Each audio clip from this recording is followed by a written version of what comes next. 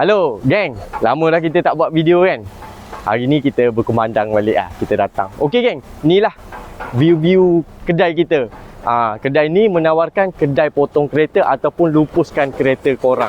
Contohnya kereta korang tu biar bokong ke, owner meninggal ke, enjin pecah ke, terkena banjir ke dan sebagainya kan. Dia scrap ni satu je aku nak cakap kat korang. Contoh kata kereta korang tu ada value lagi ataupun boleh jual tukar nama, janganlah, better jual tukar nama dulu. Sebab scrap ni jalan terakhir lah. Kira korang tak boleh nak jual tukar nama, tak boleh jual kat adik-beradik, so korang buat scrap lah. Meh lah tengok view sikit, sakat sembang ni tak guna kan. Ni yang mana cari spare part pun kita ada spare part. Contohnya ni bang, Satria ni ada bang. Ni ada ni bang. Korang nak cari apa? Pintu depan, bonet depan, bonet belakang. Yang tak ada satu je, pintu belakang. Tak tahu kenapa dia tak buat pintu belakang model ni. Korang tengok banyak-banyak model. Tu contohnya bumper ni Okey, korang nak cari apa lagi? Korang bagi tahu je. Tu Exora pun kita ada tu Nak cari barang apa? Kita ada Exora CPS, kita ada Exora Turbo. Korang cari barang boleh juga Roger kita.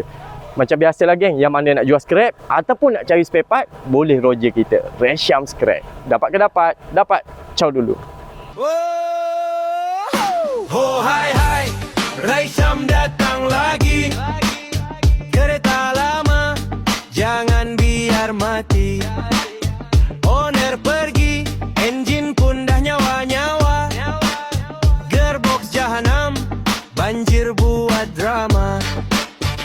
Resham Car Scrap, tak perlu tunggu lama. Setuju terus settle, kita siapkan semua.